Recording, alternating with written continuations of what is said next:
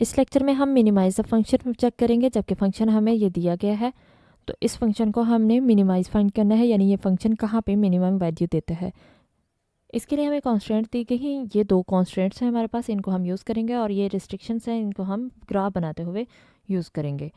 देखते हैं इसके लिए सोल्यूशन में सबसे पहले हमें एसोसिएटेड इक्वेशंस लिखनी होती है, यानी इन इनक्वालिटीज़ की एसोसिएटेड इक्वेशन क्या होती है कि इनक्वालिटी की जगह हम ज़ीरो लगा देते हैं, इक्वल लगा देते हैं।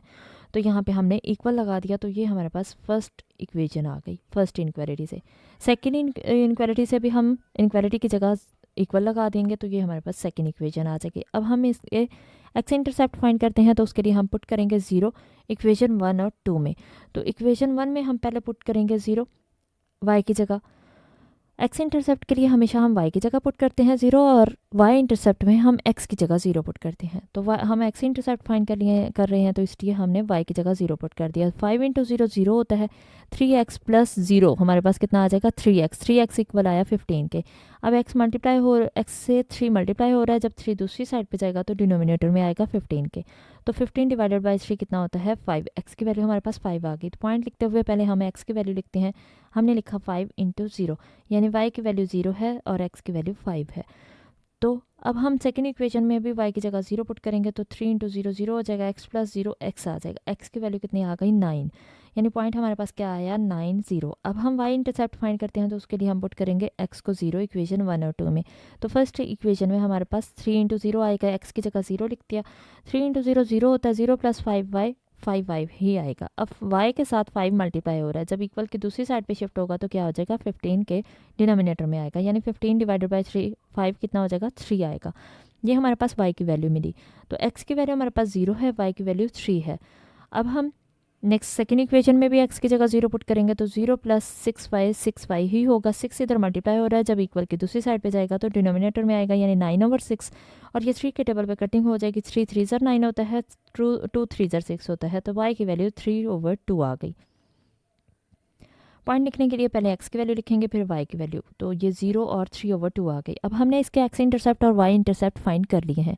अब हम इनका टेस्ट पॉइंट चेक करते हैं। टेस्ट पॉइंट के लिए हम क्या करते हैं, हम पुट करते हैं 0 0, यानी x की जगह भी 0 y की जगह भी 0। तो यहाँ पे ये फर्स्ट इनक्वालिटी है। याद रखें कि इनक्वालिटी लिखते हुए हम ग्रेटर देन का साइन लिखेंगे, लेकिन इक्वल का साइन नहीं लिखेंगे जब हम टेस्ट पॉइंट चेक करते हैं। जस्ट इसके ग्रेटर पे इनक्वालिटी चेक करेंगे। तो x की जगह भी 0 और y की जगह भी 0 हम पुट कर देंगे। तो 3 इंटू ज़ीरो 0 होता है, 5 इंटू ज़ीरो 0 होता है, 0 प्लस 0 0 0 ग्रेटर देन 15 आ गया, यानी कह रहा है कि 0 बड़ा होता है 15 से। तो ऐसा नहीं होता, ये फिर हमारे पास फॉल्स आ जाएगी। फर्स्ट इक्वेशन इनक्वालिटी हमारे पास फॉल्स आई है, हम कह देंगे कि इसका ग्राफ, इस इनक्वालिटी का graph towards the origin side नहीं होगा, will not be towards the origin side. याद रखें जब भी फॉल्स आएगा will not be towards the origin side होगा। अब हम पुट करेंगे इक्वेशन सेकेंड इनक्वालिटी में भी 0 0, x की जगह 0 y की जगह भी 0। तो ये हमने 0 0 पुट कर दिया। 6 इंटू 0 0 होता है, 0 प्लस 0 0 आएगा, 0 ग्रेटर देन 9। तो ये भी फॉल्स हो गया कि 0 बड़ा है 9 से, ऐसा पॉसिबल नहीं है। तो ये भी फॉल्स हुआ, इसका मतलब इसका भी graph will not be towards the origin side होगा। अब हम इसका ग्राफ बनाते हैं, तो ग्राफ के लिए हमने सारे पॉइंट्स लगा दिए जो कि हमने एक्स इंटरसेप्ट और वाई इंटरसेप्ट से फाइंड किए थे। अब इनको हम ज्वाइन करेंगे, तो हमें ज्वाइन करने के बाद हमारे पास ये पॉइंट्स आ जाएंगे। अब हम इनका रीजन फाइंड करें तो हमारे पास था कि ये दोनों ही टूवर्ड्स ओरिजिन साइड नहीं है, ओरिजिन हमारे पास ये है, यानी इसका ग्राफ ऊपर की तरफ जाएगा। सेम इसी तरह से इसका ग्राफ भी ऊपर की तरफ जाएगा, दोनों का ग्राफ ऊपर की तरफ होगा। लेकिन इनका कॉमन एरिया कौन सा होगा, इनका कॉमन एरिया ये इनकी बाउंड्री होगी, और हम इस लाइन को क्रॉस नहीं कर सकते, यानी हम इस साइड पे नहीं आ सकते। उसकी वजह क्या है, हमारे पास थर्ड पे दिया गया था कि हमारे पास दो लास्ट पे रिस्ट्रिक्शन सी के एक्स ग्रेटर देन होना चाहिए 0 से, वाई भी ग्रेटर देन, और ऐसा पॉसिबल है फर्स्ट क्वाड्रेंट में, यानी हम फर्स्ट क्वाड्रेंट में, जो कि ये क्वाड्रेंट है, इसी में रहेंगे। और हमें फाइंड करना है, हमें लेना है फिजिबल रीजन, तो इसके लिए हम और किसी क्वाड्रेंट में नहीं जाएंगे, हम फर्स्ट में रहेंगे। और फर्स्ट में क्योंकि हमने ऊपर की तरफ ही हमारे पास ग्राफ बना था, नीचे की तरफ नहीं जाना, तो ये हमारे पास शेडेड एरिया होगा, क्योंकि ये इनकी बाउंड्री है जो इनका कॉमन एरिया है। तो फर्स्ट और सेकेंड इक्वेशन का ये फर्स्ट इक्वेशन और यहाँ से सेकेंड इक्वेशन का, क्योंकि हम इससे नीचे नहीं जा सकते, सेकेंड इक्वेशन का ये वाला कॉमन एरिया नहीं है, इसलिए हम नीचे नहीं जा सकते। तो हमारे पास शेडेड एरिया जो आएगा वो ये एरिया होगा। तो यहाँ पे हमारे पास ये शेडेड एरिया आया। अब यहाँ पे देखें कि हमारे पास एक ये पॉइंट कौन कौन से मिल रहे हैं, हमारे पास ये 3 पॉइंट्स मिल रहे हैं।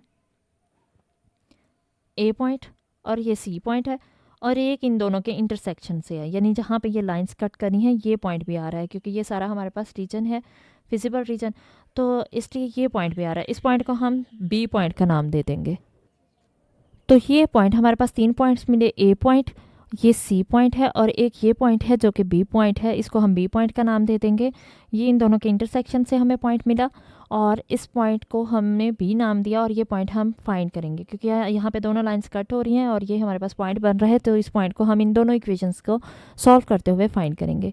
तो हम इसके लिए क्या करेंगे, हमारे पास बी पॉइंट फाइंड करने के लिए हम इक्वेशन 1 और 2 को सॉल्व कर रहे हैं, तो हम इक्वेशन 2 को 3 से मल्टीप्लाई करेंगे कॉन्स्टेंट्स को सेम करने के लिए, एक्स के कोफिशिएंट्स को सेम करने के लिए। तो हम इक्वेशन 1 माइनस इक्वेशन 2 करेंगे, लेकिन 3 से पहले मल्टीप्लाई करेंगे, तो एक्स था 3 आ जाएगा, 3x, और 6y था तो 6 3 18 हो जाएगा, और यहाँ पे 9 था तो 9 3 27 हो जाएगा।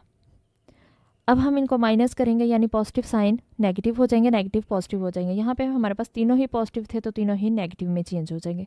इसको सॉल्व करेंगे, 3x माइनस 3x कैंसिल हो जाएगा, और 5 माइनस 18, अब हमने नीचे वाला साइन यूज़ करना है जो हमने चेंज किया था, यानी नेगेटिव साइन हम यूज़ करेंगे। तो 5 माइनस 18 कितना हो जाएगा, माइनस 13y। इस तरह से 15 माइनस 27 माइनस 12 आ जाएगा, माइनस से माइनस ये कैंसिल हो जाएगा। अब 13y के साथ मल्टीप्लाई हो रहा है, जब इक्वल की दूसरी साइड पे जाएगा तो ये डिनोमिनेटर में आ जाएगा, इसलिए y की वैल्यू 12/3 आ गई। अब y की वैल्यू 12/3 हम पुट करेंगे इक्वेशन 2 में, तो इक्वेशन 2 में हमने 12/3 लिखा। अब हम इसको सॉल्व करेंगे तो 12 6 कितना होता है, 72, 72/13 आ जाएगा।